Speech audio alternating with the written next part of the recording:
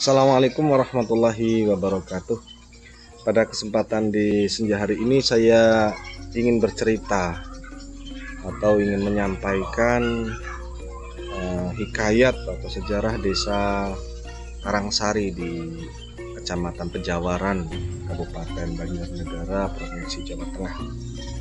Legenda-legenda atau sejarah desa menjadi sebuah hal yang penting untuk disampaikan agar anak-anak kita semua nanti bisa mengenal asal muasal mereka, sehingga mereka tidak tercerabut dari akar kesejatian dan identitas diri mereka. Sebab ketika mereka nanti tercerabut dari identitas mereka, maka mereka akan sangat dengan mudah dipengaruhi oleh budaya-budaya dari luar, dan mereka celakanya tidak mengenali diri mereka sendiri. Maka pengungkapan kembali sejarah ini menjadi suatu hal yang sangat penting. Desa Karangsari ini merupakan salah satu desa di Kecamatan Pejawaran, Kabupaten Banjarnegara, Jawa Tengah. Desa Karangsari ini dibagi menjadi beberapa RW, ada 3 RW di sana. Kemudian ada 17 RT. Sampai hari ini Desa Karangsari sangat intens dengan sektor pariwisatanya, pengembangannya dari beberapa dukungan dari pemerintah dan dukungan secara geografis yang memang indah ya, di lembahan begitu. Kemudian selain itu juga ada beberapa budidaya seperti kelinci dan lain sebagainya. Legenda yang beredar di Desa Karangsari, apabila kita sarikan secara aspek kesejarahan, ini dimulai dari datangnya salah seorang ulama utusan Demak pada abad ke-17. Beliau ini bernama Kiai Bromosari. Beliau ini merupakan salah satu murid dari Dewan Wali Songo yang disebut dengan Padepokan Wali Songo Wanabadra.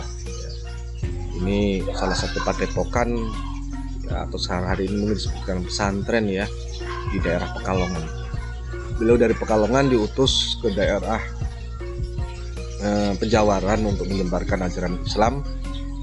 Dan Kiai Bromosari ini seorang yang menguasai ilmu agama tentu, kemudian ilmu pertanian dan ilmu pemerintahan.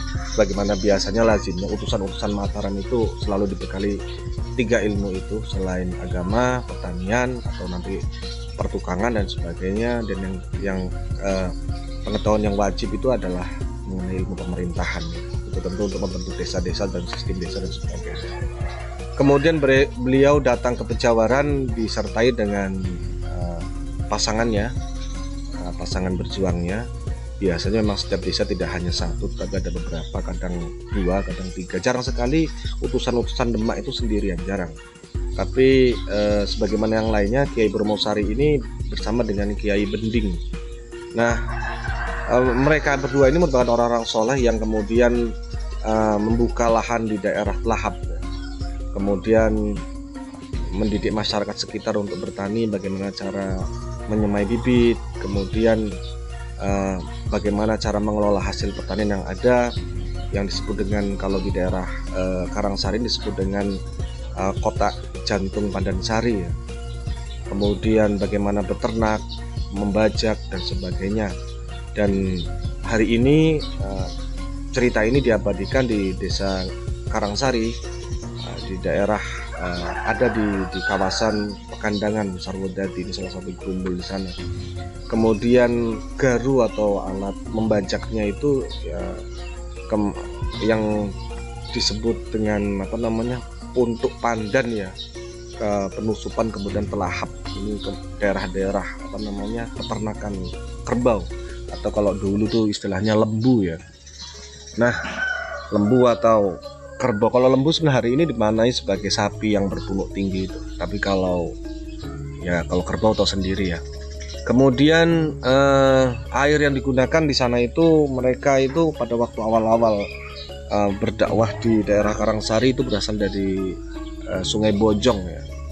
Kemudian Kali Bojong ini merupakan berasal dari kata alat untuk menggaru itu ya, membajak itu istilahnya bojong ya, karena sempat ada kejadian ternak yang terbunuh karena alat itu, maka sungai itu akhirnya dinamakan Sungai Bojong, ceritanya begitu. Nah, di beberapa kejadian lainnya untuk penamaan daerah itu biasanya memang selalu ada kaitan dengan kejadian sesuatu, seperti misalnya di Karangsari itu ada istilah nama desa penusupan, karena memang di situ tempat meninggalnya hewan-hewan itu atas garu gitu ya. Garu itu ya alat bajak tadi, bojong tadi itu. Daerah itu akhirnya dinamakan penusupan hari ini. Pernah juga ada cerita di tempat situ, di salah satu bagian desa itu, di daerah persawahan itu pernah ada pekerja yang lapar, diceritakan. Kemudian mereka kemudian kelaparan, dan kemudian di situ kemudian mereka makan yang hari ini disebut dengan skir madong. Itu asalnya dari madong, itu madang itu makan itu ya, tapi orang-orang sana menyebutnya skir madong. Di situ akhirnya daerah ini hari ini tuh jadi pemakaman. Beliau berdua sangat bertanggung jawab sebagaimana tokoh-tokoh yang disebar ke seluruh desa-desa tua yang ada di Jawa ini, di daerah Wirasaba pada waktu itu ya, karena pada Demak itu masih zaman Wirasaba. Kemudian sempat ada beberapa kejadian yang misalnya pada abad ke-13 ya, salah seorang pangreh raja atau keturunan dari Kerajaan Mataram pada waktu itu, nah berarti pada zaman Mataram ketiga, berarti sekitar Pajang. Nah itu kedatangan salah seorang ksatria, seorang raden yang disebut dengan Raden Kertapraja, yang kemudian beliau ini menjadi utusan gitu ya, untuk mengelola di daerah Pejawaran ini. Nah, Raden Kertapraja ini yang mencetuskan nama desa Karangsari, nama yang kemudian kalau ada lagi salah satu utusan Mataram itu atau utusan Pajang itu ya, yaitu Raja Dipura. Ini kemudian yang menyebut daerah Pejawaran yang diambil sebagai nama ini ya, nama kecamatan. Itu mungkin dari beberapa, sebenarnya masih panjang sekali. Misalnya cerita ada hikayat Raden Najap Raja ini merupakan kepala desa di situ yang kedua.